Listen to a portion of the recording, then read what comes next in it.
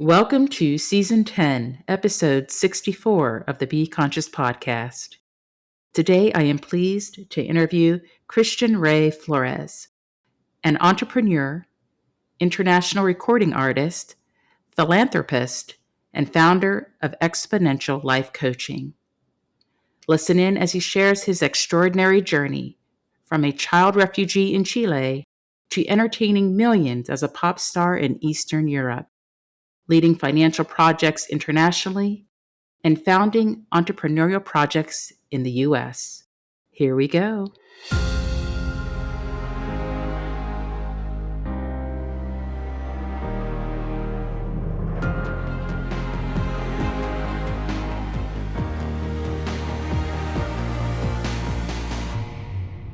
Welcome to the Be Conscious podcast, the show that brings you enlightened perspectives on the frequency of money, life's many challenges, and those heavy feelings that may be holding you back from living your best life.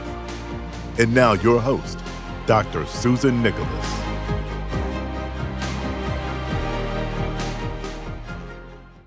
In this inspiring episode of the Be Conscious podcast with Christian, we're going to talk about mindset and breaking generational cycles that lead us to living unfulfilling lives.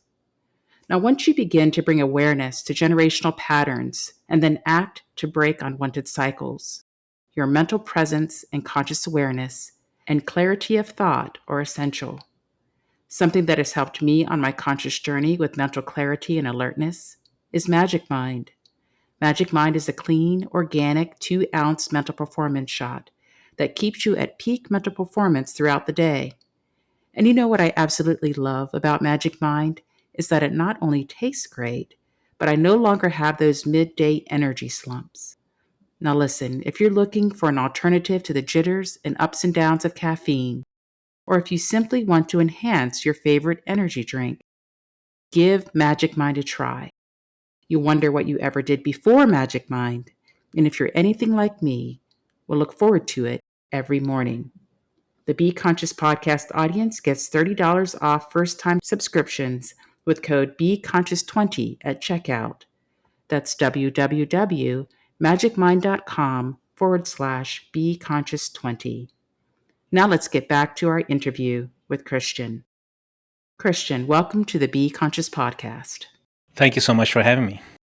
Christian, you have quite a resume, and you seem to live more than one life in this single lifetime.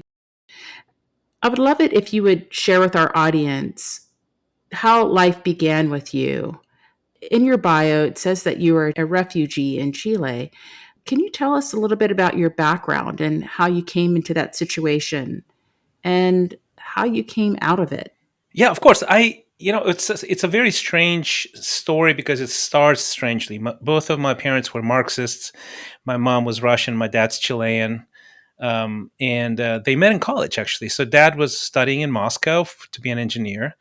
And they fell in love. They got married. They had me. And then a few months into it, they moved to Chile. So I think they were waiting for one of them to complete college, and then they wanted to basically spend the rest of their lives in Chile. And what happened next was fascinating because they saw and also participated in support, not as professionals, not as sort of lobbyists or anything like that, in the election of the first socialist president, democratically elected in anywhere in the world. His name was Salvador Allende, and he got elected. And of course, he was promptly overrun, and basically there was a military coup and a military junta. Basically, a group of ultra-right, sort of fascist military people took over, and they were brutal. They arrested, by some accounts, between 50,000 to all the way to 200,000 people all over the country. It's a small country, and put them in concentration camps. A lot of people got tortured and killed. A lot of people disappeared without notice. Sting wrote a song about it called "They Dance Alone," about the widows of the desaparecidos. And my dad was in one of those concentration camps in Chile. They put him in stadiums and soccer stadiums because they ran out of jails. and he was in one of those jails. And my first Mm-hmm. childhood memory was actually standing outside of one of those concentration camps with my mom, holding my mom's hand, and she was talking to a soldier, and she was trying to pass a little bag of food so they can maybe give him a little bit of food. And of course, they never did. We learned later, but that was my first childhood memory. I think because it was just there was so much fear, Mm. you know, so much uncertainty, and we ended up being the lucky ones to be all alive. They released him, and we were in a United Nations refugee facility for a while before we got asylum in Germany, and that's basically the beginning of my childhood story, which sort of started fairly dramatically and traumatically, Mm-hmm. and Mm-hmm. sent us traveling. So we ended up moving to 4 different countries, and by the age of 7, I was in Africa, in Mozambique, and after several moves, and by age 7, 4 countries, 3 continents, that's a lot of change, right? Yes, it is. Yes, it is. Now, it sounds like from that very traumatic beginning, you must have overcome a great amount of fears and I would say, perhaps disenfranchisement with the history of your parents. And of course, having to adapt and I guess maybe assimilate is not the right word, but um, acculturate into many different cultures, languages, parts of the world. How would you say, how did all of that translate into you? I would say becoming a pop star. Like, I know the 7-year-old child that remembers the refugee camps perhaps wasn't fully formed to becoming a singer or a pop star, but what was that journey like for you coming from those beginnings to what ended up to be a very public and I would say artistic venture? I think about it a lot, right? Because and the question I think for me is, why do some people experience trauma and then that affects them, sort of limits them for the long haul, right? And then some people, Mm-hmm. um, they sort of go the opposite way. I think everybody's affected, but I think some people are able to process trauma and challenges and hardship and stress and anxiety and uncertainty into some sort of set of superpowers. Mm. So I think about that a lot because I coach now, and I see most high performers, most people that are highly successful, usually have an inordinate amount of trauma in their past, Mm. right? One way or another. And they just seem to have channeled some of that to propel them forward in whatever way, right? Now, it doesn't also mean that that trauma doesn't still affect them in a bad way. It does actually, but at least some of it, is used as this fuel, right, to go forward. And I think so I'm really fascinated by that question, by the way. So because I see it in me, I see it in other people, and the answer, honestly, is that trauma can propel you, and the trick is, how do you separate the good fuel from the bad fuel, right? I think the good fuel for me was, first, it was this ultra developed ability to read culture. Mm. That's my theory, at least, right? Because look, if you go from literally Latin America, Russia, Germany, Africa, I mean, you cannot find more different people. It's Mm-hmm. just they Mm-hmm. look different, they sound different, the language is different, it's sort of the cultural nuance is different. And I think what it did for me in a positive way is that it taught me how to really almost like have this radar of how to read people and what moves them, because I wanted to fit in, right? So if you want to fit in as a child, you just pay Mm-hmm. attention. Mm-hmm. And for me, it was both traumatic. My dad tells me that the first year I moved to Africa, I was quiet. Mm-hmm. I literally went silent because I was so confused Right. with all the languages, and he was actually worried about me, and But I think what I was doing is I was just in this almost like in sponge mode, right? I was just absorbing, trying to understand how do I assimilate here for the fourth time in seven Right, years. right. And I think what that gave me is this ability to understand what moves people, Mm, and that can translate in business, in relationships, in coaching, in helping entrepreneurs succeed, business leaders, nonprofit leaders. But it also allows you to write a song that you sort of have a strong intuition mm. that this song reflects the pulse of a generation, for example, right? And that song will move people, and it will be catchy in a certain way, and they will like it, and you have this intuition, and it's correct, right? So that's sort of my theory. It's sort of this ability to read people, read culture, understand sort of the essence of the essence, Mm. and being able to create music that resonates with the masses, I guess. Okay. So you've hit on a couple of things that I think are really important. You talked about, kind of the trauma that people that are very high achievers often experience that actually propels them into whatever their greatness or their powers, as you put it, are. And I've thought about this as well.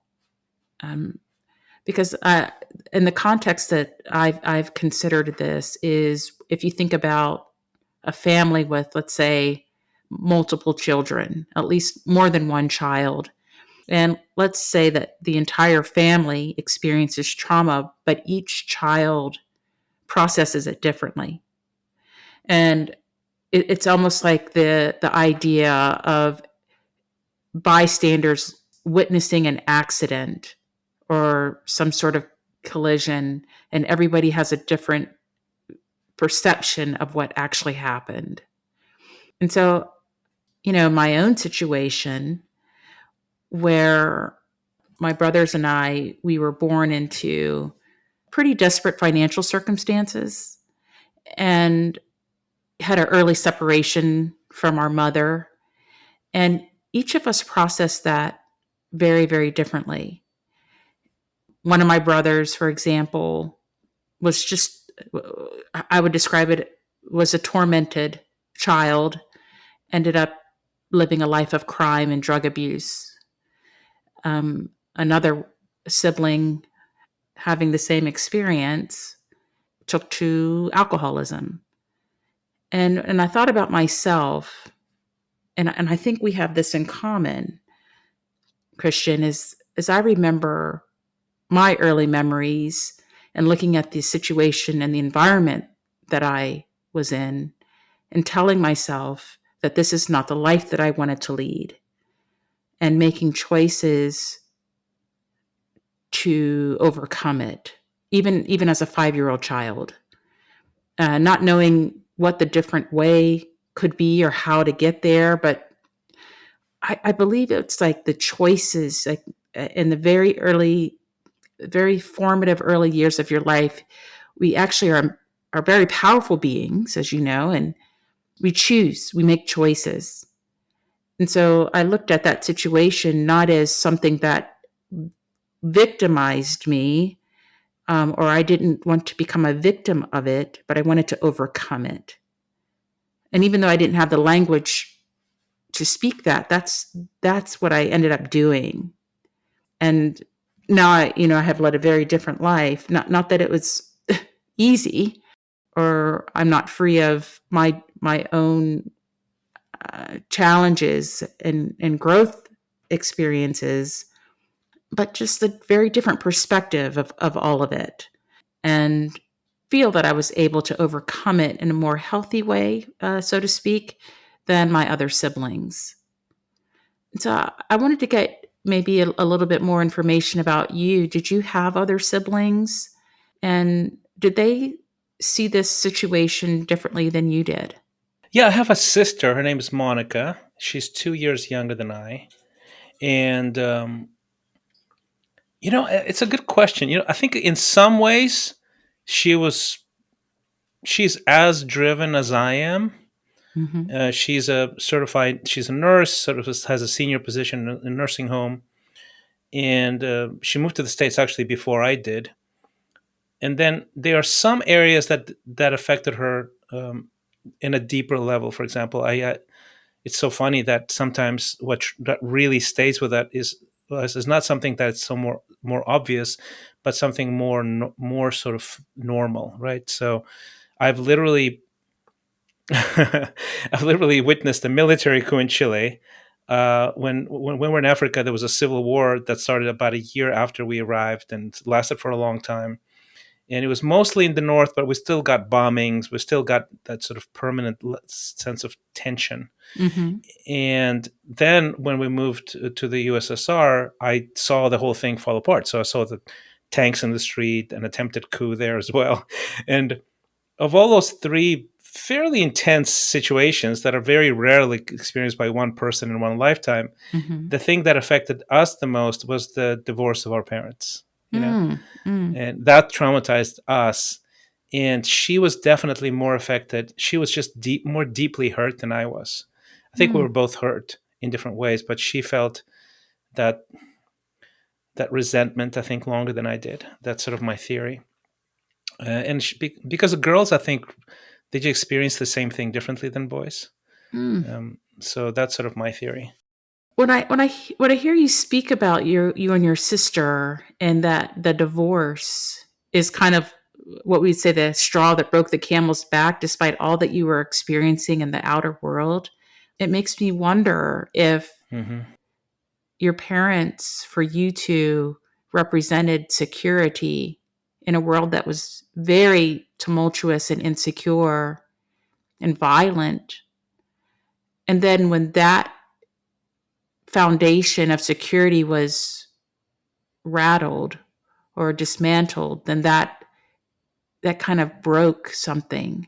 Hmm. I guess what I'm thinking is it's not always like what you think the problem is, or what the big overarching issue you think that is the most troublesome to the soul. Sometimes it's something more subtle, or I would say more personal.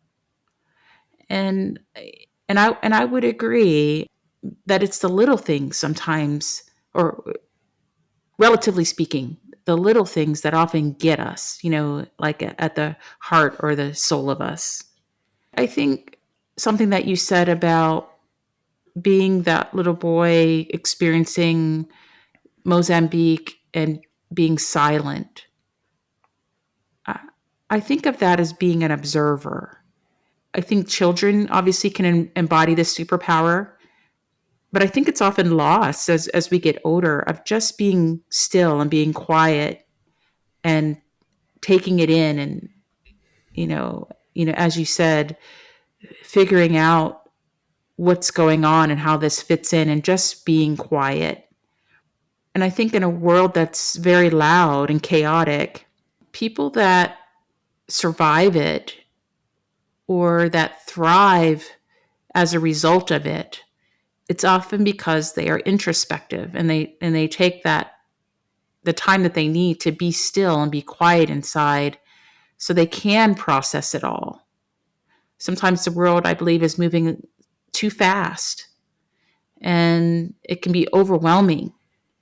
And it's only if you can be quiet, that you can process it in a way that's, I would say, healthier for you. Would you say that you possess this quality still of being an observer and being able to find quiet in a very fast moving world? Yeah, I don't think I've ever heard anyone make that connection, but I agree with you. Yes, and I've never made that connection from my childhood, but I think there is something Mm-hmm. there that you're touching upon, because now that I do a few things, but one of my favorite things is to coach people that are very, very ambitious. Mm-hmm. And with that comes lots of the stakes are higher, there's more risk. there's more anxiety, more uncertainty. Like it just comes with the territory with people who want to do that. Mm-hmm. And a core thing that I teach, that I train people in, is to create habits of stillness and habits of disconnection.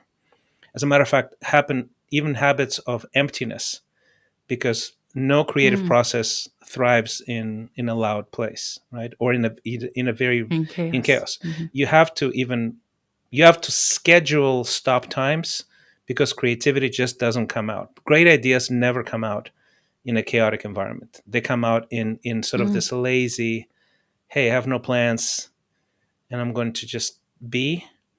That's when the Mm-hmm. most brilliant ideas come, right?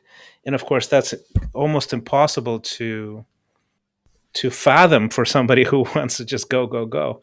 And I find Mm-hmm. that the people that are willing to create different habits, higher habits, those are the people that flourish, first of all, on a higher level, but also for a longer time.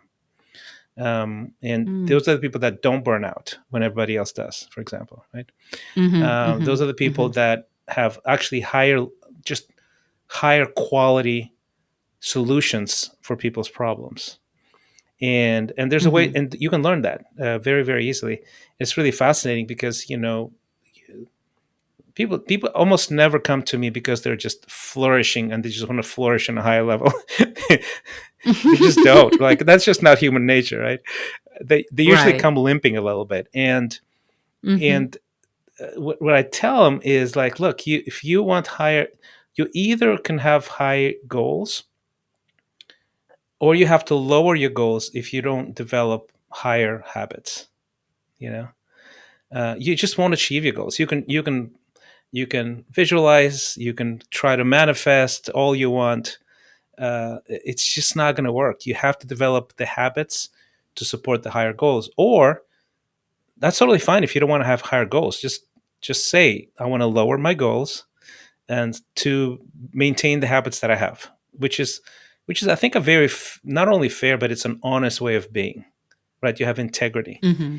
But if you really want, but you can't really have it both ways, so you have to Mm. develop the habits that support higher goals. You need higher habits, and the habits of stillness, meditation, prayer, rest, joy, fun, all kinds of stuff like that, right? There's rhythms that they will change your life if you take the time to actually study it out and try to learn how to do that, and you will get more done, and you will solve better problems, and you will be happier.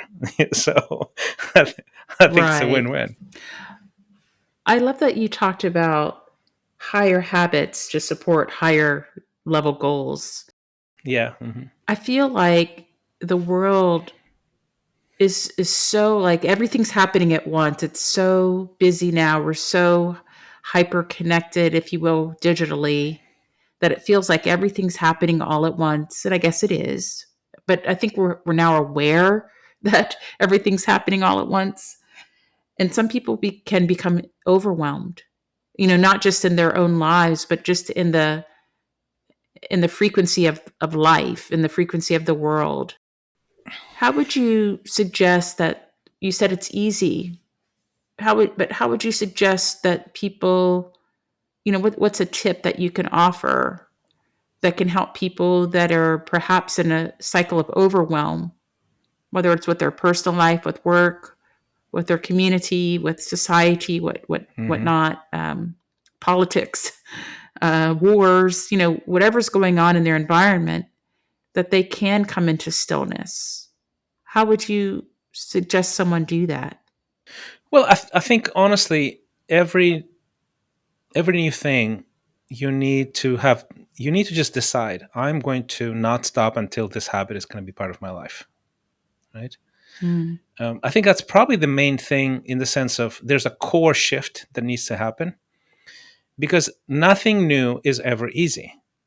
Like, it's just impossible to introduce a new way of being without changing. If you don't change, nothing changes. So it's this Hmm. core, almost primal decision This is really, really important. Acquiring this skill, this ability, is non-negotiable for me anymore. Like, yeah, I have to do this. And because this is what I decided to do, I will not stop until I find the solution, and I'm willing to pay the cost. It's time, it's energy, it's money sometimes if you want guidance and coaching, for example, right? But it is going to cost you. Mm-hmm. That's sort of the bottom line, Right. There's always a trade-off, right? There's absolutely a trade-off, and the more guidance you get, and it could be free. Like if you find a mentor Mm-hmm. who can say, "I will walk with you for the next 2 years or 3 years, and we will meet every other week, and I'm going to do this and this and this. And in return, I expect this and this and this." First of all, good luck finding somebody like that. It's almost impossible. It's not impossible, but it's very, very rare. I had somebody like that early on in my music career when I was sort of coming off the rails. Mm-hmm. And he was a mentor, and I treated him as a coach, right? But if you have somebody like that, speed matters. That's sort of what I'm saying here, right? That's maybe another nugget for you, is that if you want to get in shape and learn Taekwondo, I have a friend who's like a ninth Dan Taekwondo grandmaster, and he's also my client. And you can watch YouTube videos, or you can go to him. The outcome is going to be very different Mm-hmm. between those Mm-hmm. two. And if the speed of YouTube learning or self-learning is acceptable to you, good for you. Then the trade-off is you have to say, I'm here for the long haul. I'm not going to stop, and I'm going to do the slow movement towards this goal over time. Or you can say, I'm going to find John Park, Grandmaster John Park, and he's going to get me there in a year faster than I would get, or higher than I would get in 5 years. But you have to be honest about these things. Mm-hmm. Mm-hmm. So, and bottom Right, line is, right. how fast can you get those habits, those higher habits that support higher goals? And that's a foundational decision that you have to make. Mm-hmm. I think I've made a lot of those decisions myself, and I know that you have as well.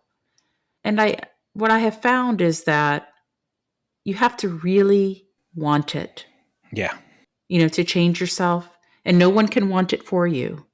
Yeah. No one can want it enough for you. It has to come from within yourself that you want change to happen, or it has to happen for you to go on living. And for many of us, and I count myself in this cohort, we have to have this dark night of the soul type of experience, that it's either you change or you no longer exist on this plane, that something must change.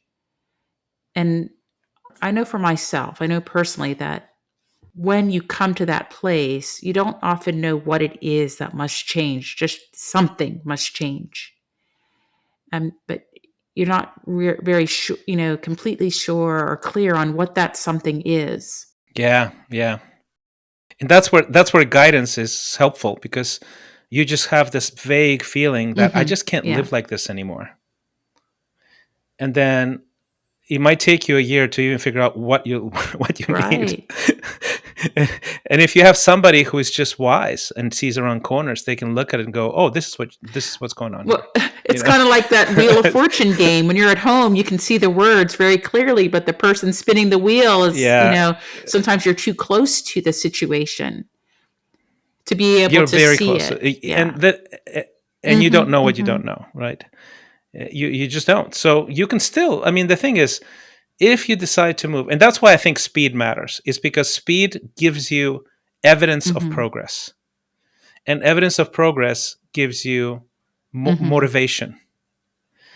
And that's the big thing. Now, if you don't see enough evidence of progress for an extended period of time, what do you lose? Motivation. Mm-hmm. That's it. You're done.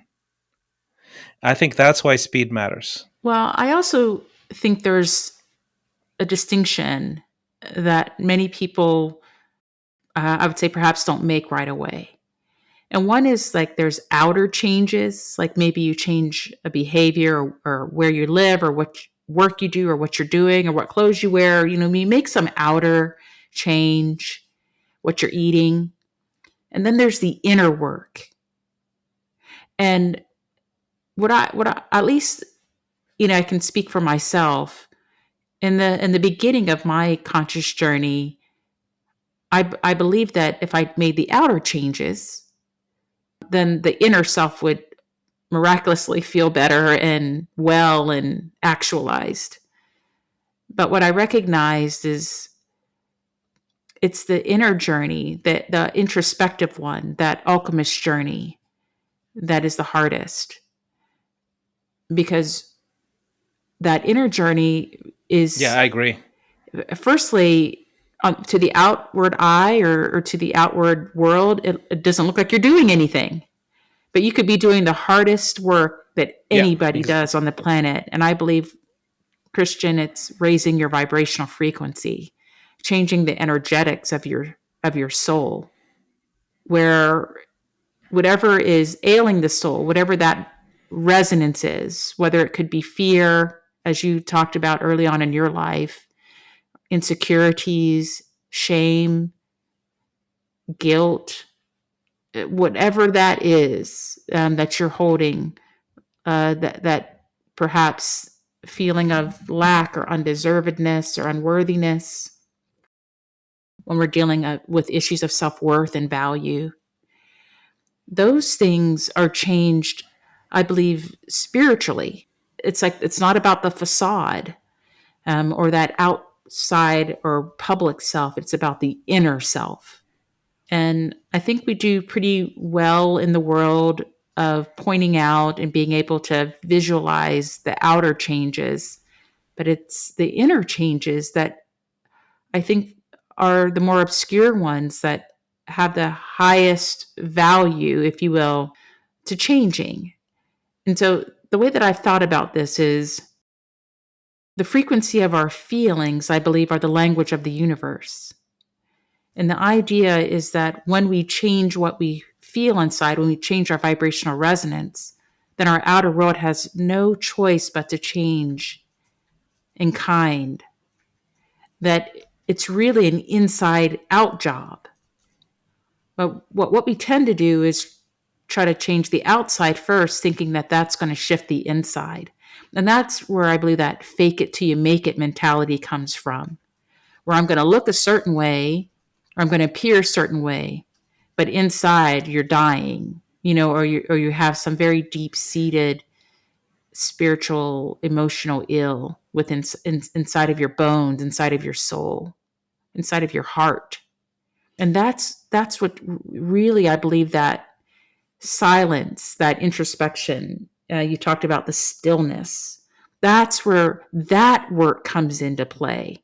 That you talked about the seat of your creativity. That's where those sparks of genius or brilliance come from, is when you focus your attention on the inner self, that vibration, that resonance that is you. Once that begins to change, you open yourself up to possibilities where before there were perhaps limitations or blockages, if you will, or where energy just wasn't moving. And if I think about it, I think truly our energetic self, our essence, our life force, whatever you want to call it, our soul, our spirit, follows the very same law of thermodynamics that other energies on the planet follow. That first law is the law of conservation of energy. States that energy is not created nor destroyed by us, but only changes state, that it must be transformed. And so when it comes to the energetics of us, which I believe we are energy, we are embodied energy at its very core, once we learn how to transform that energy, then everything else falls into place. So what looks like disaster or your life falling apart is perhaps everything falling in place or coming together. It just, there's a messiness in the middle. And most of us don't like the messiness, the part that doesn't look good as you're advancing on your path to feeling good. There's a messy part of it. And that's what's, I believe, stops many of us from doing what I would describe as the work of introspection. Yeah, I mean, the outer game is visible to everyone, just like you said. So that's sort of that's the shiny thing that we pursue. And the world rewards the outer game, Mm-hmm. but doesn't see the inner game. So it's basically a classic flaw of any driven, talented, gifted person. Mm-hmm. Because we're driven and we Right. want to accomplish great things, but we also want some sort of proof that we are on the right path, that we're making a difference, that we have impact. It doesn't have to be all like self-seeking and greedy at all, but we desire confirmation. Yeah, confirmation that we are making a difference, for example, right? To be good enough. Even in the best case scenario. Well, what happens is if you're gifted, if you have a work ethic Mm-hmm. and you have talent, the world will reward the outer game much faster than the inner game. So to give you an example on, Mm-hmm. Mm-hmm. on my first professional success, I was educated as an economist. I speak 4 different languages, but I went into music because I was 20 something and I loved music, and I was musical my whole life, and I danced, and so Mm-hmm. I had some skills. But professionally, I was really bound towards just the safe jobs. Let's put it that way. And also the more profitable jobs for me. But I just sort of felt like, okay, I have this intuition that I might be good at this, and because I was actually, I started doing music. Most musicians struggle for many years. I was successful within a year. I was on national television. And then it was just an accelerated rate. I had by the end of the first year, I had 3 record companies offer me contracts, and it sort of snowballed from there. It's because the outer game was extraordinarily a good fit for the market at the time. That's what it was, right? People wanted that. People loved it. The youth loved it. We got the pulse of a generation. It was everywhere, right? It was TV, radio. There was no internet at the time. Magazine covers, smaller venues, then bigger venues. We started producing other bands. We helped Boris Yeltsin campaign against the communists. His campaign used my song as the anthem for their campaign. Wow. So that's the outer game, right? So Mm-hmm. I'm playing sports arenas at the time, and in person, and then through media, I'm entertaining millions of people across 15 different countries. So extraordinarily high outer game. Well, inner game, it's a little different. It's not noticeable to people, to record companies, to my staff, to my partners, my friends, that are unless they're very, very close. It's some insecurity, some arrogance, not a lot of peace necessarily of where I am. A lot of issues with romance because of the divorce of my parents. Not enough confidence to create on a higher level without it being affected or darkened by lack of confidence, right? So I can point to 5, 10 different things that I could have been if my inner game was on point, I would have been way more successful even than I was. Mm-hmm. Mm-hmm. Exactly. And then but then what happens is your inner game catches up with you, or your lack of inner game. Right. Right. So for me it was romance. That was probably I was messed up on all kinds of levels, but the romance piece was the most evident one because of this combination of, hey, I really really I want to love and be loved. Mm-hmm. At the same time, I have this fear that all divorces end in tragedy, all marriages end in tragedy through divorce and heartache and just agony, right? Because that's where I Mm-hmm. went to. And then everybody suffers, including the kids, because I was a kid when I suffered. Mm-hmm. So I would sabotage every relationship that I was in. Like it got serious, and I started acting out, doing things to drive the person away. At the same time, there were like millions of young ladies, being fans, right? Posters on walls, that kind of thing, right? So you get it's very unusual and unnatural to have this kind of female attention. Right. When there's like 1,000 screaming girls in every show, right? That kind of thing. That's even more confusing because you don't know, when you meet somebody, you don't know if they're interested in the persona or the person. Right. So that's a layer. So, I'm dating now. I'm just completely inauthentic and shallow and start dating, runway models because that's what you're supposed to do. Like, I'm a walking cliche. And so I'm dating one of those girls. I have no interest in marrying her. I mean, it's just for show, really. Like, how do I look in front of a camera in a magazine or something like that? But she gets pregnant. Okay, now we're bound together through this for child. life. For life. Whether whatever you do, you're bound, right? Right. So my oldest daughter Diana is born, and I'm completely in love with Diana, and I'm not in love with my girlfriend, and I act out and I draw her away, and I'm a complete jerk, and she leaves and she cuts me off, and so that's an example of my inner game catching up with me. And actually that happens quite a lot. I have clients who come in and, hey, I want to, like, I have this one person who's a client who is extraordinarily successful, sort of VP level, software company, international stuff. And he's like, so we're discussing, okay, is this a good fit or not? What are your pain points? Tell me your story. This is what I do, blah, blah, blah. And he never brought up his family. And he just wants help with the outer game, essentially, right? Well, literally, we go, hey, yeah, let's just talk like next week, catch up, see if we want to do this. And he literally calls me the next day, and he goes, yeah, after we talked the next day, my wife showed up and she wants a divorce.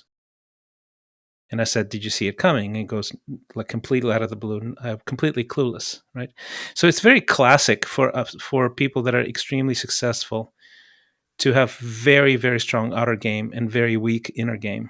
Right. Because the outer game gets rewarded by the world with money, with fame, with status, with, promotions, et cetera, and the inner game is invisible. So the weakness is hidden until it's not hidden and you can't deny it anymore, Right. It's almost like the big outer game is overcompensating for the weak inner game. That's right. Yeah, it's covering it up. Yeah, exactly. So you think, and you can you're trying to hide also. On some level, you are trying to hide. Right. Because you know the truth, right? So, and I think for me that was the thing, and it's classic for high achievers, and there's nothing wrong with you if you're listening to this and this is happening to you, a version of this. There's nothing wrong with you. It's just how it works, and it just catches up with you. And the reason to pay attention to these things, the main reason is that if you don't start working on your inner game, eventually. And you just pour your life into the outer game, eventually the lack of inner game is going to catch up with you, and it will affect your inner game in a bad way as well, or your outer game. So for me, I'm this, just riding a wave of extraordinary success. And the reason for the success in the first place is being able to just capture the pulse of a generation. The rhythm, the music, the melody, the show, all of it, the choreography, extraordinary. It resonates with people. But it requires somebody to be incredibly creative, incredibly focused, with a great work ethic, and free inside to write like that. Well, guess what happens when you lose your daughter? You're not free. I was just clinically depressed. And now I can't write. Or you can write depressing things. I can write depressing things, and not very well. So, and I'm going on tour, and it just doesn't bring me joy. Exactly. And I think you've hit the nail on the head that this, that the soul of you, or the spirit, the life force, it's going to catch up with you. And a lot of people, myself included, can perform at a very high level, but the inner self is struggling so desperately that you end up sabotaging yourself. It's like an act of self-sabotage. Like, you cannot, your inner self, the vibration of it perhaps is so low. It could be like, again, shame, fear, insecurities, whatnot. That vibration, the resonance is so low that it cannot hold or hold up that higher outer vibration, whether it be of wealth, of fame, fortune, whatever we want to call that outer level of success. And so it collapses, like we literally collapse. And I experienced that as well. I finally got to the highest level of literally operating when I did my clinical fellowship in cardiothoracic surgery, only to be masking the whole time this very deep rooted insecurity and lack of self-worth, and not, and having this constant battle, inner battle of trying to prove to my own self that I was good enough. And that led to my dark night of the soul, where I realized that no matter of achievement, no credential, no amount of money would be enough to heal what was ailing the soul. And so I knew that I had to leave, to let that go. My soul was so bereft, to go on living. And there's a lot of very successful people, as you've noted, that I say reach the height of their worldly success, only to feel unfulfilled, like only to have that point of where they can no longer go on the way that they're going on, or doing what they're doing. It's like the universe is saying to us that you can no longer go forward until you deal with you. Yeah. Deal with yourself and what's going on inside of you. Yeah, exactly. You can't ignore it anymore. Exactly. You just cannot hold the vibration. Becomes too much. And then you see this a lot with what we would call successful athletes, actors, artists, of whatever elk, or whatever their medium. They will often collapse into drug abuse and use, and all sorts of vices, because, again, the outer facade may be well developed or curated, right, but it's masking some inner pain and trauma. I believe that no one on earth comes here for free. No one gets this embodiment and this experience to grow and to experience life for free. We are all carrying a tremendous burden.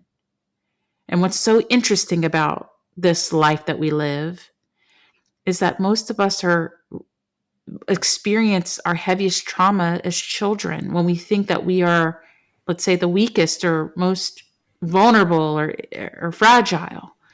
These infractions occur when we are quite young. Oh, always, yeah. There's always an origin story that makes it basically an imprint into how you see the world. And what's so interesting about that, I believe, Christian, is most of us experience very deep trauma when we are quite young. And as we grow older, the mere memory of it keeps us from dealing with it. Now, just think about that. You've already experienced it in real life, like in real time. And just the memory, or just remembering it, or I'd say facing it from the place of a memory, feels like it's too much. And we intoxicate ourselves, we numb ourselves, distract ourselves, do anything than to allow ourselves to feel what we felt when we were children. And I think if you've lived long enough to look back on a childhood, if you think about it, you're quite strong. You're stronger than you think you are because you've already survived whatever it is. Yeah. I mean, whatever that trauma was, you've lived through it. Yeah, and that's called a way to do it. This is a skill you can learn. That's the beautiful thing, and that's what gives me so much hope in general, right? When I see my stuff and I see other people's stuff. I spoke on my podcast with the lead researcher for growth mindset. His name is David Yeager, and he introduced me to this concept in psychology called transfer. And it's basically what you are describing, right? It's the ability is helping someone understand, like relive on an emotional level something that happened. Usually, it's in your childhood, and then transferring the learned strength from that into reality today. Mm. And it's remarkable how powerful that works. So it's worked really well for me. So I didn't know what the word was. Mm-hmm. But because I was so focused on personal development and growth and all of those things, I've been obsessing on this stuff for 20, 25 years, since in my mid 20s, which is kind of early to get into it. But a lot of the, as you said, I've lived like 3 different lives, and I've expressed, there's danger, there's instability, there's, oppression. Like very oppressive regimes. The Soviet Union was a very oppressive place, very limiting. Personal drama, like self-inflicted drama, changes. Being an outsider everywhere. I've been everywhere. Like I haven't been in a place where I belong ever, because of the strange fractured childhood. Right, I'm always sort of from somewhere else. But developing a practice where you can understand that, tell those stories, and then start tracking the things you've learned, and then transferring it not as a limiting factor but as a superpower into reality today. That's transfer, and that actually, I believe, that is the journey for anyone who wants to be not only successful because of trauma, but holistically successful as a healed, redeemed person. That's the journey, I think. Well, Christian, I have really learned a lot from this conversation, and I would love it if you could share with our audience how they can reach you if they would like to learn more about the work you do with Exponential. First of all, you can sign up for a free newsletter. It's christianrayflores.com. So I post something about what we talked about today every week, every Sunday, right? It's free for the new ones. If you want to support the team that produces all this stuff, you can, support us for the cost of a latte a day, right? And then you get access to all kinds of goodness, the full archive. I do free webinars, like literally group coaching sessions for subscribers once a month. So you get access to all that stuff if you become a supporter. But if you want to just receive an email that is for free every week, you can get that. You can get that too. Another thing so christianrayflores.com is the newsletter, and another thing that I think you might enjoy is an assessment that I've developed, and I use it with all my clients. It's called the Exponential Scorecard. And you can go find it at exponential.life. Exponential without an E, it starts with an X. And what it does, it gives you sort of this landscape of your life. It asks you a bunch of questions, like 40 plus questions. Maybe it takes 7 minutes, 8 minutes to complete, depending on how quickly you respond. And it gives you this incredible report in your inbox about the most important dimensions of life and how you score. And I believe that if you don't measure it, you're not going to improve it, And we don't measure things that matter, and we should, because the minute you start paying attention to the things that matter, even if some of them are painful, you're going to start improving and paying attention to them, and you can develop an incredibly incredibly successful life because of it. Well, Christian, thank you so much for sharing your wisdom and giving us a little bit of a glimpse into exponential life coaching. Thank you so much for being with us today. You're very, very welcome. Interested in giving Magic Mind a try? Get up to $30 off your first subscription with code BeConscious20 at checkout. That's www.magicmind.com/BeConscious20. The link can be found in the show notes. And I want to thank you for taking this inner journey with us today. And whether you are coming or going, looking inside or out, remember to be conscious. If you love this episode and if today's message resonated with you, please subscribe, rate, and review the Be Conscious podcast. This helps listeners just like you find intriguing and transformative content.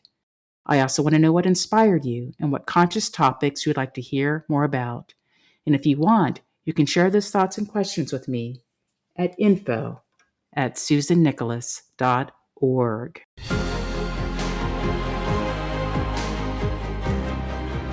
Thanks for listening to the Be Conscious podcast with author, TEDx international speaker, and conscious coach, Dr. Susan Nicholas. Be sure to connect with her to stay up to date with her latest news and works. Learn more about her conscious speaking platform at susannicholas.org/speaking.